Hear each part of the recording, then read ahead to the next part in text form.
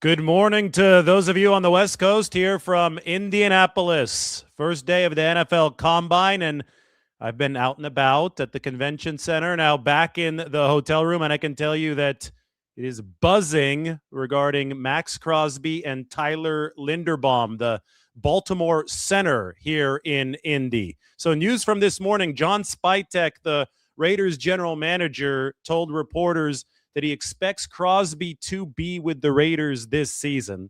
But he didn't say that definitively. It's just an expect. And we do know that the Raiders have floated the idea of trading Maxx Crosby for 2 first-round picks and an impact player, a price that I think is too high. I think most of the NFL here thinks that's too high, given the fact that Max is an excellent player, but his peak production was about 2 or 3 years ago. And Micah Parsons went for 2 firsts and an impact player last season, coming off of his very, very peak statistical season. That obviously does impact things in this case. But never say never on Maxx Crosby. The discussions are going to continue this week. I think the Raiders are meeting with his representation here in Indianapolis, and obviously they can start to really gauge what other teams, including the 49ers, might be willing to pay for his services. Now, the biggest fish of free agency is the center, Tyler Linderbaum, who, according to a couple reports and according to Eric DeCosta at the press conference this morning, that is the Ravens general manager, has received a market-setting offer from Baltimore. Obviously, Linderbaum has yet to sign that offer, but there also is a report of a lot of trouble as far as communication goes between the Ravens and Tyler Linderbaum. Take a look at this via NFL Daily with Greg Rosenthal. They've tried to negotiate with him. His agent is very difficult to negotiate with. Neil Cornrich is the agent, and his method is basically not responding. So the Ravens have had a tough time getting hold of Tyler Linderbaum and his representation. They have offered him a market-setting contract.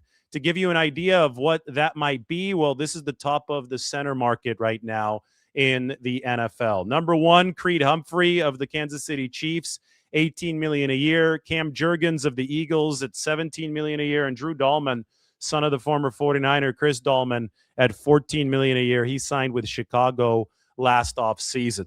So I am assuming that we're talking about $20 million a year for Tyler Linderbaum. But if he doesn't want to stay with the Ravens, he doesn't have to sign a contract with them. And DeCosta today said that the Ravens do not plan to use the franchise or the transition tag on Tyler Linderbaum. So the plot thickens. That might mean that he will enter unrestricted free agency next month. And if that is indeed the case, then the 49ers would very clearly be a team to look out for. I know that the New York Giants badly want another center. I know that the Chargers, who had a terrible offensive line this past year, want a center as well. And the 49ers, their offensive line wasn't bad this past season. It was middle of the pack when it came to pass blocking and run blocking. But Kyle Shanahan in the past has made it a point to go after high-priced centers. 2018, Weston Richburg. 2019, Alex Mack. Those are 2 really, really good examples. Both times the 49ers benefited. Unfortunately, Weston Richburg tore his patellar tendon in week 14 of the 2019 season and never took the field for the 49ers again. That's why they got Mack in 2021. They've got Jake Brendel now. Brendel played a better 2025 than 2024. I think that he was a little bit further removed from the knee tendonitis that had really slowed him down. But this is an older player that's creeping up toward his mid-30s. And, 2 more years under contract for Jake Brendel. I know that Kyle Shanahan and Chris Foerster, the 49ers offensive line coach, really like him. But we cannot ignore history, and that is center is so important in this 49ers offense. Also, there were some struggles running up the middle this past year.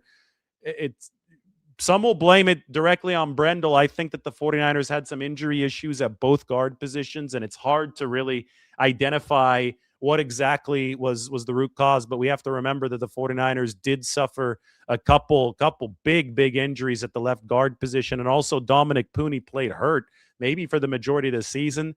at right guard. But center, you look at how the 49ers play, the communication channels of the offense all go through that position. The center takes a lot off the quarterback's plate as far as lining guys up, setting protections along the line of scrimmage, identifying safety rotations.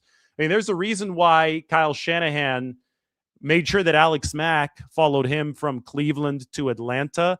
There's a reason why Kyle Shanahan signed Weston Richburg in 2018. There's a reason why he was adamant that the 49ers get Alex Mack after Weston Richburg's career ended in 2021. Mack and Shanahan tied at the hip later in their NFL careers, and it's because the center is a coach on the field.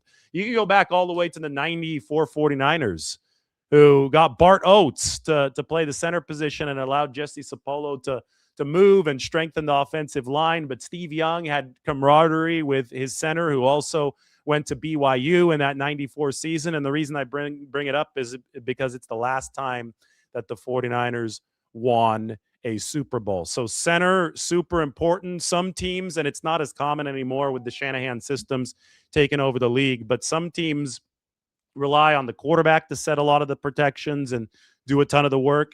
Most teams in the NFL, including the 49ers, rely on that center position to do a lot of the work. And then the 49ers ask a ton out of the center to move on to the second level and run block at a very high level. And we know that Tyler Linderbaum of the Ravens is one of the best in the game at that. And he also ranked near the very top in terms of pass block win rate, number 2 in the entire NFL in pass block win rate. And his pass blocking efficiency numbers were top 4 before the Ravens started seeing big time injuries up front at the guard positions. And that's where it's really hard to disentangle guard and center play. That's when people look at Brendel and then they look at what the 49ers are doing on the rest of the interior line. It's often tough to assign blame for exactly what might have gone wrong, because there's a lot of combo blocks and there's a lot of communication that has to happen between those positions. But I think it's absolutely worth noting that Tyler Linderbaum for the Ravens, when they were healthy, and they suffered a lot of injuries up front this past year, but when they were healthy, he was playing top-level football and should command top-level money. Again, Ravens say that they've offered him top-level money.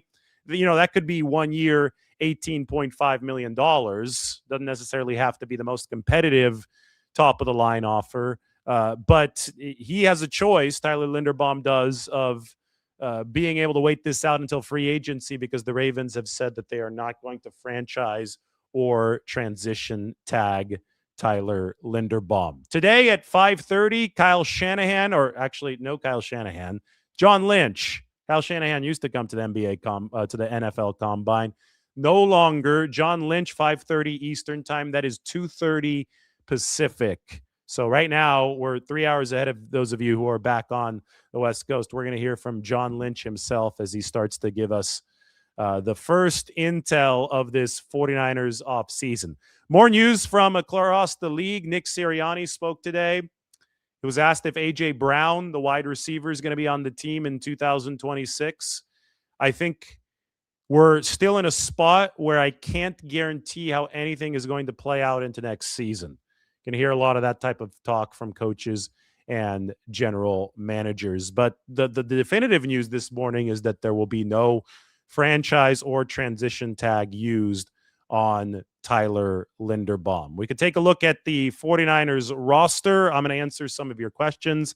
Mike is going to feed me some of the latest news here on this beautiful morning in Indianapolis. This is what the 49ers are working with at this time of the year. They've got 41 out of 53 spots taken as far as my 53-man projection goes. And more importantly for the offseason, 57 out of 90 total spots taken.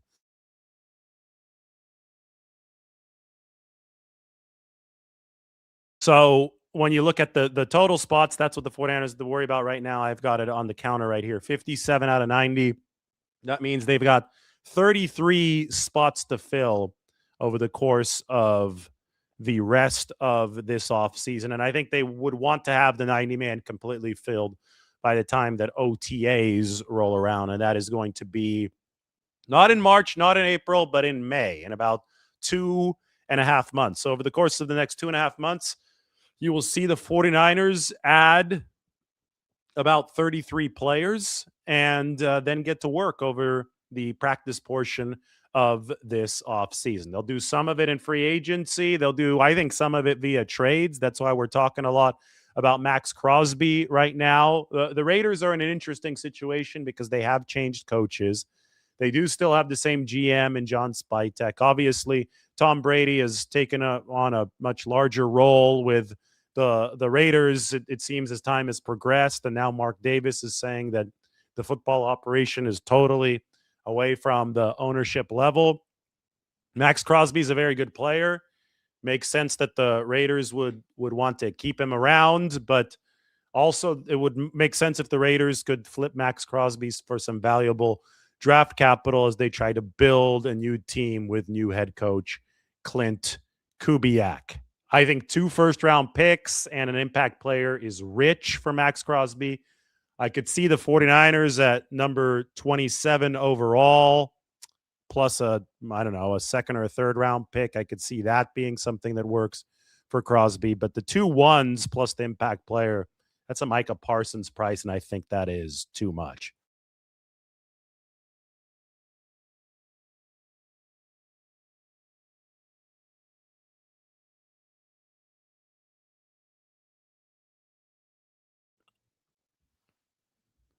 Mike points out that the 49ers offensive line has not been able to have an effective run game for multiple years now. It's time to change that. I think it's a bit strong. I think last year was their worst year running the football under Kyle Shanahan and John Lynch, but I do place a lot of blame last year on the poor blocking from receivers and on the George Kittle injury. The 49ers were top 10 in run EPA last year when George Kittle was available. So I don't think that we can go and say this offensive line can no longer block. In fact, if you look at some of the run block win rate stats, if you look at some of the grades there, if you watch the tape, they've laid some good blocks and they've opened some holes for the 49ers over the course of the past couple of years. The big issue for San Francisco, especially last year, is that it takes more than their offensive line to execute Kyle Shanahan's scheme. I mean, Shanahan famously relies a lot on receivers and on tight ends to block. And if it's just the 5 offensive linemen blocking and the receiver blocking is crap, you could have 5 all pros in the trenches up there. And that running game is going to struggle because Shanahan relies so much on spreading the field to the perimeter. He relies on guys getting downfield to the second level. Yes, he relies on linemen to do that, but the receivers and the tight ends are so important, which is why George Kittle has made so much hay with the 49ers over the years. And this is why Brandon Aiyuk was such a big loss for San Francisco. Along those lines, I'm looking at tight ends who could block. I'm looking at Charlie Kolar, Brock Purdy's former teammate at Iowa State, who might be the best blocking tight end on the free agent market this year. That can bolster the offensive line. Would Tyler Linderbaum help? Obviously. I mean, center is a rising tide that lifts all boats. But even if the 49ers get Linderbaum, if they don't make sure they can pick up the slack without George Kittle, if they don't improve their wide receiver blocking, I think people will be sorely disappointed with their run game in 2026. I think they have to get better blocking on the perimeter. Otherwise, it's going to be a wash. You could improve the interior of the line, but if you can't improve what you're doing on the exterior, then you're not really going to be making progress in the right direction. Mike does point out that the Chargers GM is a former Ravens executive and that Giants head coach John Harbaugh is a former Ravens head coach, and the Browns are led by a former Ravens staffer. All of these things are true. So there are definitely a lot of teams who might be in line to sign Tyler Linderbaum, not only, interested in Tyler Linderbaum, but also with a need to go get him. Because I look at the Chargers, who do have that Ravens connection, and the Chargers really, really struggled up front to protect Justin Herbert this past season. And I think, again, if you're going to make one offensive line signing that can really improve the rest of the unit the most, it probably is center. I think that there is some efficiency to be had there because they don't make as much as tackles, but they may be more impactful on the other four positions than an offensive tackle, which is why we've seen the 49ers go after Richburg, which is why we've seen them go after Mack in the past. The question then is, does Linderbaum ultimately re-sign with the Ravens, or is he just holding out? Is his agent not returning their calls right now because he wants to actually hit that free agent market? If that's the case, does he want to follow John Harbaugh to the New York Giants? Would he be interested in playing for Kyle Shanahan? You know, anybody who's played for the Ravens up front and has turned into a marquee player for them can run block because that's been at the center of their system. I love the fact that Linderbaum is going to be a good pass blocker as well. And I think that's obviously something that's going to make his selling price very, very high. All right, what do you guys want to learn from John Lynch today? I'm curious. I want to see into this comment section right now, see some of the questions on this beautiful Tuesday morning, because John is going to speak 5:30 Eastern, 2:30 Pacific. I will be there. I am here in Indianapolis. Don't we have a nice background today? The light is coming through. I had to not take down the blackout curtain, but the sheer in front of it. And then I put on the lighting with the ring light here. And I said, Mike, does this look good? Thought it looked pretty good. I think that we're upping our game as far as visual and audio production quality goes every single season here on the YouTube channel. Tony says we can talk about blocking on the edge, but if you cannot block on the interior, you won't even get to the edge. I think that's very true. I would also say that I don't think that Jake Brendel was the biggest problem blocking on the interior this past year. I mean, the 49ers at left guard, Ben Barch couldn't stay healthy again. Then they went to Connor Colby, and that was rather disastrous for the 49ers. The rookie just wasn't ready for San Francisco last year. So then they went to Spencer Burford, and things got a little bit better, but he still struggled, and he's probably going to sign for a lot of money because the guard market is overinflated. You saw Aaron Banks sign last year for $19.5 million per year. So the question is, how do the 49ers attack guard moving forward? You've got to make that position better, and that has nothing to do with Tyler Linderbaum or Jake Brendel. And I think then you need to have Dominic Pooney actually healthy this year. The fact that he hurt his knee against the Raiders in the preseason, I think that lingered with him throughout the year, and that made the drop-off at right guard real. For context here, Dominic Pooney scored 89 run blocking grade in 2024 as a rookie. In 2025, that dropped to a 67. Here's a look at that 49ers offensive.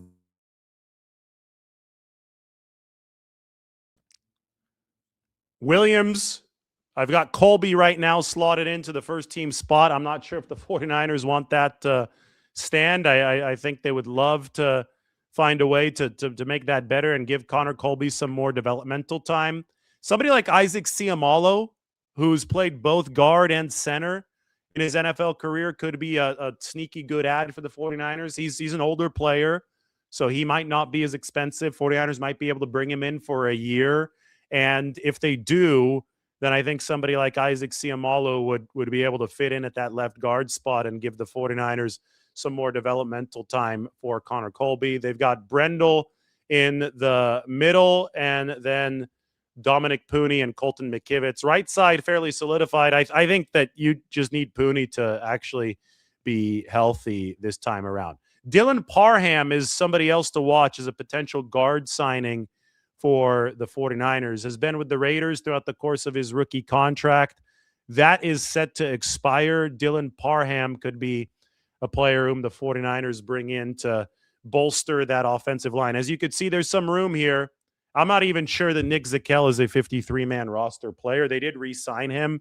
But I think in an ideal world, Nick is somebody who doesn't make the team for the 49ers. Nick is somebody who's off-season depth, gives you a little bit of a floor, but you'd love to raise that floor.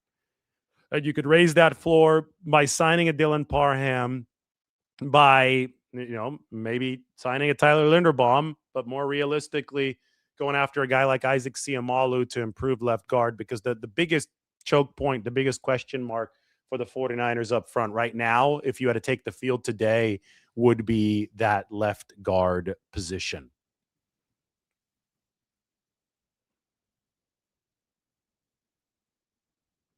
Kittle called out Colby for not being in shape. Yeah, he didn't exactly say that. He said he needs to learn how to take care of his body, but I guess those might be synonymous. That's often a thing with rookies, that you have to learn how to just maintain week to week and just get used to the NFL grind. And sometimes it takes actually doing it, going through it to be able to learn it. But George Kittle, some tough love for his fellow Iowa guy last year. And I think Colby's got potential. And I think it was cool that he got the start a little bit in his first year. And they saw some stuff they liked from him, but there still is a whole heck of a lot of improvement that Connor Colby is going to have to make. Pooney getting injured on a special teams play was 49ers luck. Yeah, it was an extra point attempt in the preseason. That was rough. And again, his PFF grade run blocking dropped from 89 his rookie season to 67 last year.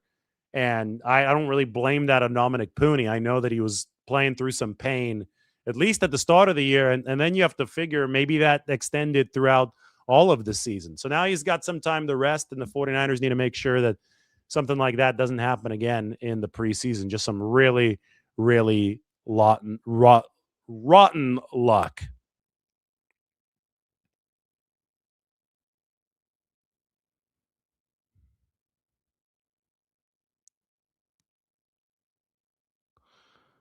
All right, I'm looking through some questions. And James says, I bet you the 49ers won't sign nobody this season. Well, they've got 33 empty roster spots right now. So I'll bet you my entire life savings that the 49ers will sign multiple players moving forward. I mean, they're not going to run out there with 57 out of 90 roster spots filled moving into OTAs. Don't worry. They're going to sign players. They may not sign who you want them to sign, but they're going to sign players. You could be assured of that. Any indications that this is the year that we throw everything at the roster, asks Joe. You never throw everything at the roster. So no. You always throw a lot at the roster. You throw all you can within sustainable reason. The 49ers have been number 2 in spending ever since Kyle Shanahan and John Lynch got here in 2017. So it's not like they've been a team that's been cheap. They go for it. They're very aggressive. They have made big-time trades. Christian McCaffrey in 2022 comes to mind, but there have been other ones as well. Last offseason, the 49ers needed to double down on their A-list pillars and run not only a cost reset, but an age reset of the B-list level of this roster. So they did. I think they're a little more primed to make a couple big expenditures this offseason on outside pieces. In fact, this is just going to be the second time in the entire Kyle Shanahan, John Lynch era that the 49ers are not in line to pay one of their own players an A-list contract. 2019 was the only other year. Go back through history. In 2018, the 49ers paid Jimmy Garoppolo a record deal. Nothing in 2019. 2020, George Kittle, record deal. 2021, Fred Warner, record deal. 2022, Deebo Samuel, mega deal. 2023, Nick Bosa, record deal. 2024, Brandon Aiyuk, mega deal. Didn't turn out all too good. And then 2025, Brock Purdy got the big deal, and the 49ers also started redoubling down on several players, including Warner and George Kittle. 2024, I guess they redoubled down on Trent Williams. But in every single season except for 2019, the 49ers have had massive contractual business taking care of their own, which is the way that you want it in the NFL. And the one year where they didn't have it in 2019, they went out and they traded for Dee Ford, paid him a lot of money. I know that didn't necessarily provide great ROI for the 49ers, but they definitely spent. They were trying to add another A-list pillar in that 2019 season. So I wonder if you don't have the spending on the docket for guys in your own building this offseason, does that mean that you go out and you add another A-list pillar? Do you trade for somebody? And I think they're very interested. again. I know they're very interested in Maxx Crosby, but that would also require the Raiders trading Maxx Crosby. So do the 49ers if Maxx Crosby's unavailable, but if Tyler Linderbaum makes it to free agency, do they go for that? Are they going to be a little bit more active on the B list level this year in free agency? What we'll see. I list guys that I think the 49ers should really kick the tires on. And I could always find the cost-efficient players that I think would fit very well. Somebody who stands out to me is Kenneth Gainwell, the Pittsburgh Steelers running back. I think will not be at a marquee running back cost for the 49ers in 2026. I think that this is somebody who could be had from 5 to 10 million probably. I don't think he's going to be a 10 plus $million player.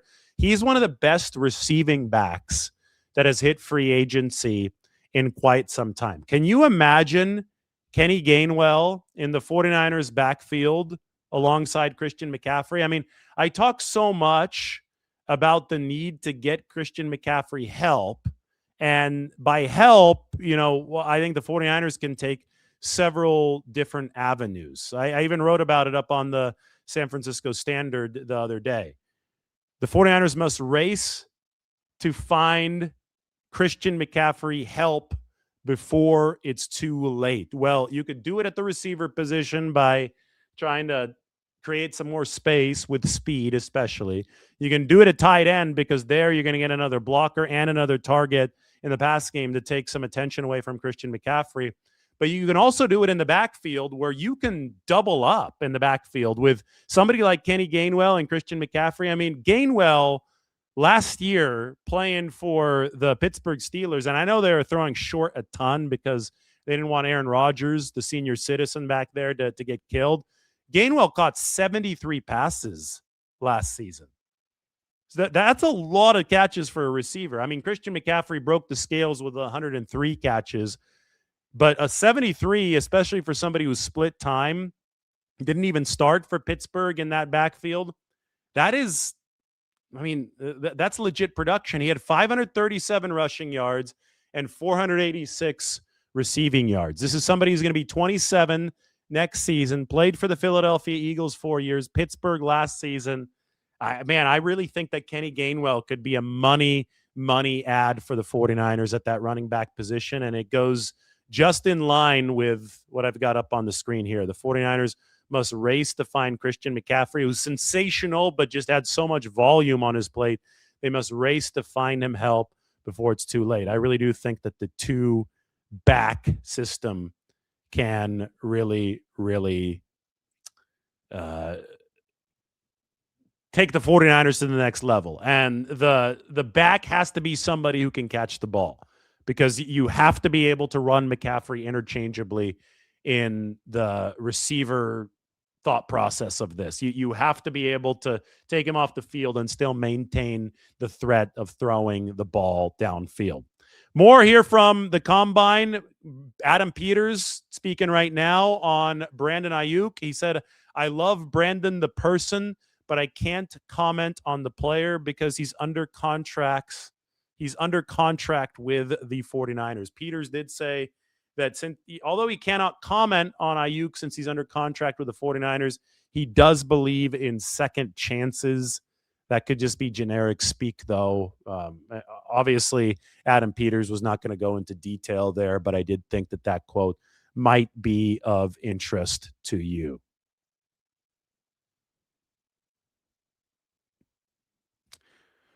A lot of questions about Mac Jones. We know that the 49ers don't want to trade Mac Jones. Kyle Shanahan specifically would love to keep Mac and Brock Purdy in that QB room. I think that is obvious that Mac is a really good quarterback and the 49ers are trying to field as good of a team as possible next season. However, every man has his price. And if somebody just blows the 49ers away with an offer for Mac Jones, well, all of a sudden they probably would have to think twice about keeping him. But at the same time, you would have to make sure that you do a good job replacing Mac Jones, who was a top 10 QBR backup last year. Those kind of guys don't grow on trees. I mean, that's extremely rare. You have the number 2 QBR person or starter in Brock Purdy. what was it, a 72 QBR? That's really good. And then you had Mac Jones about 10 points lower, 62 or 63 at number 9, ahead of even Lamar Jackson last season. And that was your backup. And the 49ers, if they did well to sign Mac to a 2-year contract. Purdy missed several games this past year. In those 8 games, Mac Jones was as good as you could hope a backup to be. 49ers went 5-3. If they run into more injury adversity at quarterback next season, a year where, I mean, they're going for it every year, but next year, I think the 49ers have a nice window here, especially after they make some improvements to the team over the offseason. You're going to want that insulation in the QB room.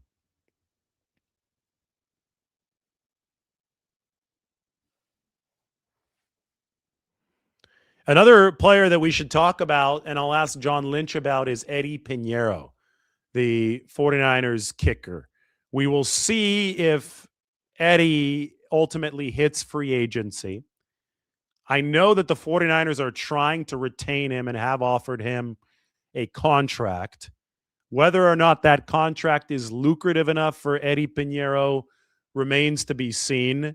If he does actually make it to free agency, and he doesn't have to make it all the way to March unsigned to know what his value would be. This is why the combine exists, because people at the NFL combine talk to agents. Teams are going to have a lot of discussions right now, and market values for some of these players are going to be, I think, maybe not firmly set, but teams and players are going to get good ideas. Agents are going to have a decent knowledge of what the landscape looks like for their players. So after the combine, or maybe even during the combine, if Eddie Pinheiro starts to hear, and his agent starts to hear that, okay, I'm going to be a 3.5 to $4 million player, well, then he can take an offer worth about $3.5 million annually from the 49ers. I'm just tossing that number out there as an example. If he's hearing that some teams might be interested in paying him $5 million, $6 million, well, in that case, if the 49ers are only offering 2 years and $7 million, somewhere around there, then Eddie Pinheiro might want to wait until free agency to see if he can drive the 49ers price up. So that's how these negotiations work. I think the 49ers would love to keep the entire kicking operation. That would mean keeping Pinheiro. That would mean keeping John Weeks, the long snapper. That would mean keeping Thomas Morstead, the punter, and the holder. All 3 of those guys are pending free agents.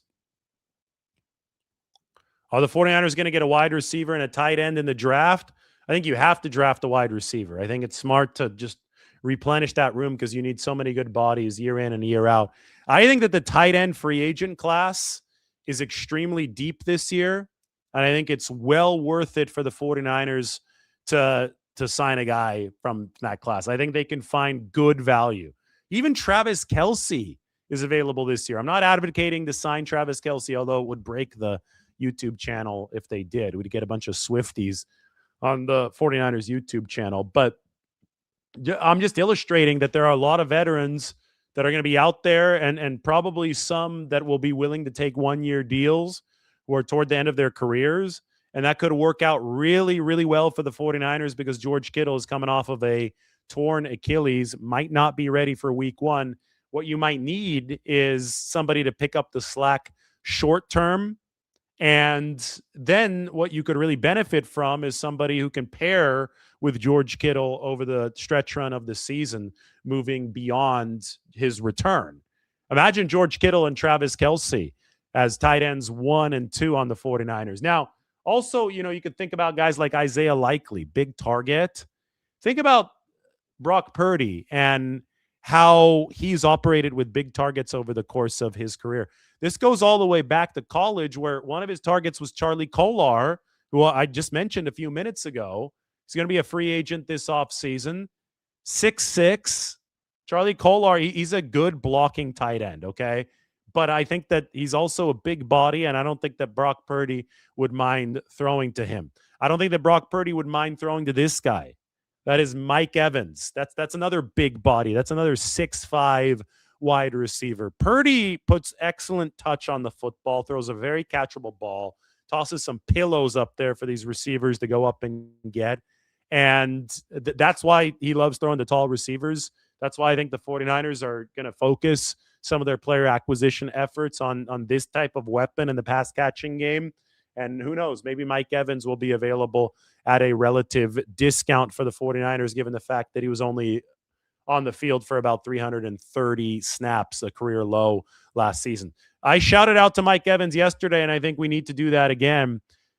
He has tied, or he did tie, Jerry Rice for the NFL record 11 straight seasons with 1,000 receiving yards, all the way up until last season where he didn't get there because of the injuries. Now, I would caution the 49ers against making Mike Evans a firm wide receiver 2. If they can get him at a decent wide receiver 3 price, like Cooper Kupp in his deal with the Seattle Seahawks this past year, it was 3 years, $45 million, $15 million a year. If you can get Evans at $15 a year and you could figure out the wide receiver 2 spot. Now, I don't know if Juwan Jennings is going to be back or not. We'll see what his market is. You know, some people are saying $14 million. If that's the case, he might be back with the 49ers. But if you can get Evans at 15 or less per year, and you could solve the receiver 2 situation probably through the NFL draft, but also, you know, who knows? Maybe they do go a little crazier in free agency at the wideout position. And obviously, if Ricky Pearsall's healthy to solve wide receiver 1, 49ers can make big strides on offense. You know, a lot of people will say, never Mike Evans. I can't deal with that. Too injury prone. The guy had 11 straight 1,000-yard seasons. He's not injury prone. He's just getting a little bit older. And obviously, those injuries have compromised his last couple of seasons. But if the 49ers do not put him into a position that they're intensely relying upon, this could be a steal signing for them. It all comes down to price. This is football. Like, the injury rate is 100% in football. Everybody gets hurt. So you have to be able to find value within that context, within that truth. And I think that the 49ers' interest in Mike Evans is very real. And I think that it makes a whole heck of a lot of sense. But just like everything, when we talk about the offseason, it only makes sense at a certain price point for San Francisco. As of right now, the 49ers can't get anything for trading Brandon Aiyuk. I think Brandon would have to play ball with the 49ers and adjust his contract for that to make any sense. Or he'd have to give word to a potential new team, and they'd have to believe him that he's in shape and he's ready to play for them. But I think that would involve some collusion. Other teams aren't allowed to talk to Brandon Aiyuk right now about playing for them because he's under contract with the 49ers. So it's a rocky situation. But the way that this has fallen out with the 49ers, you would think that his trade value has cratered to essentially nothing at this point. Something would have to change. Am I doing more food reviews soon? Well, I'm not necessarily in a food epicenter right now. I'm in Indianapolis, but I could show you some of the food here from Indy. Yes, I'll do some more soon. I've been sick over the course of the past week. I've been resting after a long 2025 season. But we're going to get back on top of the food, and we're going to get back on top of everything soon. And if you guys want some content here from Indy, I will be happy to get it to you.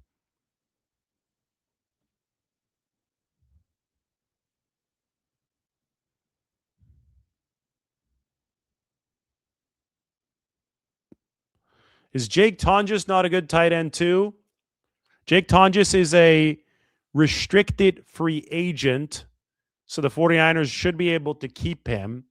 But I think that if Kittle is not available, then all of a sudden Tonjes is thrust into tight end 1. Kittle's coming off of a torn Achilles.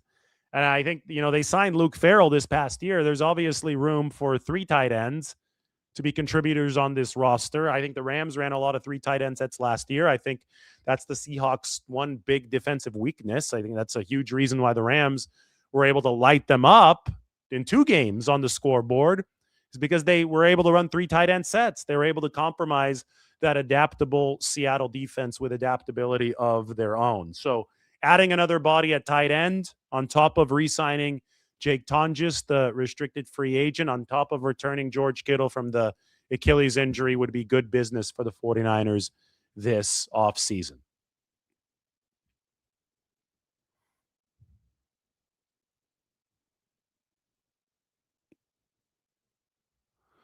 No, I'm probably not going to St. Elmo. I've been there before. I think it's overrated. I'm not a big shrimp cocktail fan from St. Elmo. They've got steakhouses here. They don't have a really red hot dining scene here. It's Indianapolis. Yesterday I went to Bluebeard, which is a good restaurant. It's a little bit outside of the central downtown area, but it was only a 5-minute Uber ride away. There was some good hanger steak there. I mean, if you guys really, really want a look at the food, I could show you last night's food from Bluebeard here in Indianapolis. I could show you the hanger steak, which is currently on my phone, but they have this thing called AirDrop, which will allow us to send it over to the computer. So we're getting a lot of food questions, so I will oblige you and I'll show you what I ate last night. I just needed some protein last night. Still trying to fully recover here. This thing has lingered with me for a little while. So here you go. Bluebeard in Indianapolis. A good dish, the hanger steak. And this is what it looked like. Medium rare. There's some kale on it too. I mean, it was solid. It was solid.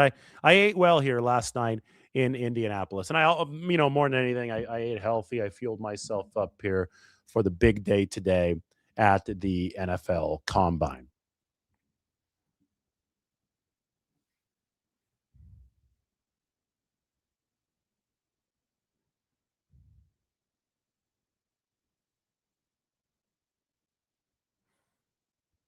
Will Guerrero improve this year or continue his backward slide? Well, we didn't see him last year. We saw him with some ball security issues on kick return, but we didn't see him in the backfield, which tells me that the 49ers aren't too happy.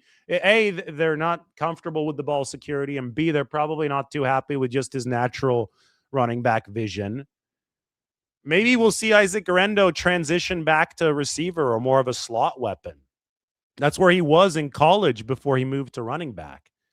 But I don't think that they're comfortable with him as a dual threat kind of guy that they need to back up Christian McCaffrey in the backfield. Obviously, this year was not a positive indication on that front. Are people arguing about my height? Yes, I am 6'5". I'm seeing it in the comment section. 6'5.5" to be exact. Don't shortchange me that half inch.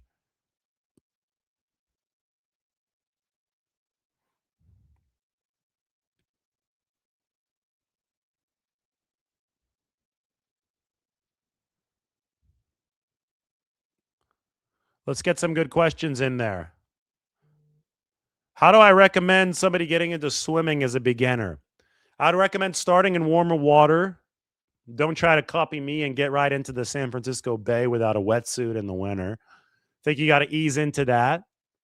But find a local gym, find a local pool, a nice pool. You want nice facilities to ease yourself in, and just get into the water. Just wade into the water if that's all you can do at this point. If you can't swim, then you just wade into the water. I don't know where you exactly are as far as swimming skills go, but just feel the healing properties of the water, and then you'll get addicted to it, and then you could start building your skills up from there. Will Nick Martin play next season? He should. I mean, we're going to ask John Lynch about that today. That's going to be an important piece of intel. But Nick Martin was in the concussion protocol to end last season. So it's going to be important for him to get out of the concussion protocol and actually be able to practice and play. That was definitely something that was a point of worry for the 49ers exiting the 2025 season, because he was in there for quite a while. He entered the concussion protocol during that game against Cleveland, and as of the end of the season, he wasn't officially out of it yet. So we'll find out today. But Nick Martin, if he's healthy, then obviously he's got the physical skill set to make some moves. And he was somebody who only played 4 games in his final college season. So it's been a while since he's put together a long, long stretch of football. I think that's what somebody with his skill set really needs, because he's talented, but he's a very, very raw player.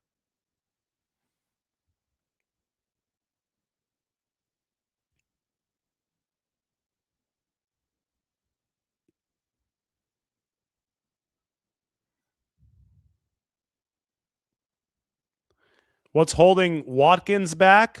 Nothing really. Watkins is going to be entering his second year. If Watkins is a player, I would expect him to see a lot of time this season. It's tough for rookie receivers unless they're very high first-round picks to make much of an impact early on. So what we'll see Watkins this next year, I wouldn't really be all too worried about him. I think it's a natural progression, and he's a third-round pick from Ole Miss trying to make his mark for the 49ers in 2026. Is Bradley Chubb a realistic pickup? I mean, at a low price, yes. He is not the same player, I don't think, as he was before the big knee injury. I thought that he was okay last year coming off of that injury for Miami, but on the wrong side of 30, I don't think the 49ers would extend themselves much past $10 million for Bradley Chubb.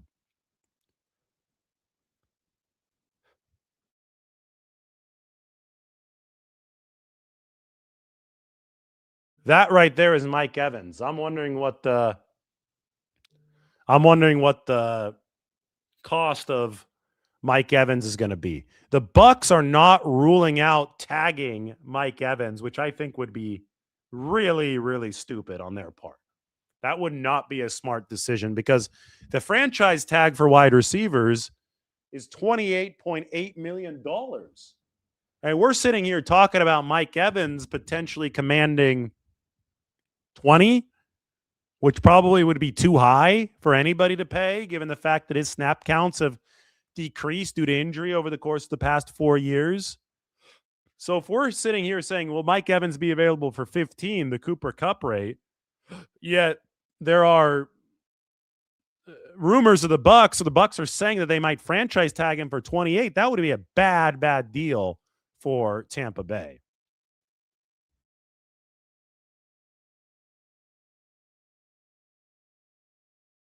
I do not see Tampa Bay actually following through with that. Doesn't seem to be smart. Now, what they're going to do is they're going to ask around on Mike Evans' value here at the Combine.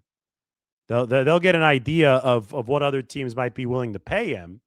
And if there are a few teams that are in the 25 million range, then maybe you do franchise tag him. But based on what I know right now, just by studying the market, some conversations, I don't think that a franchise tag for Mike Evans would be particularly bright from the Tampa Bay Buccaneers.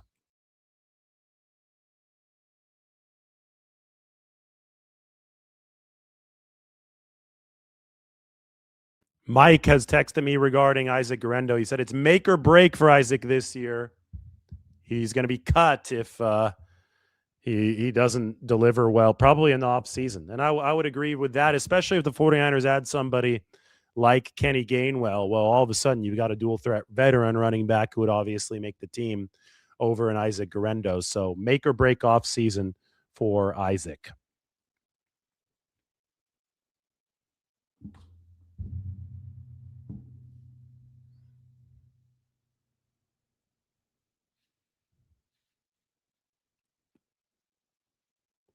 Do I think that Max values a second-round pick? I think that might be what the 49ers are waiting for to even consider trading him.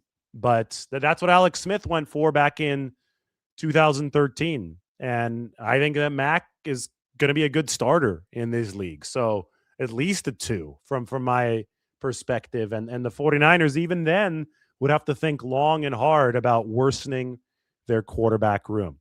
All right, 49 minutes. That's perfect because we're talking the 49ers here at the NFL Combine. Raiders expect Maxx Crosby back with them next year. We'll see about that. There's going to be continued discussion here about that at the NFL Combine, which is sizzling with Maxx Crosby and Tyler Linderbaum talk. And hey, we'll continue talking about Mike Evans as well. A lot of stuff coming up. Tune in.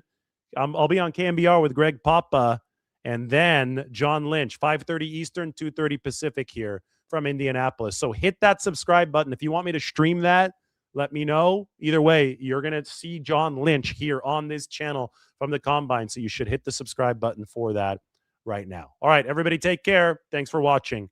We'll talk to you soon.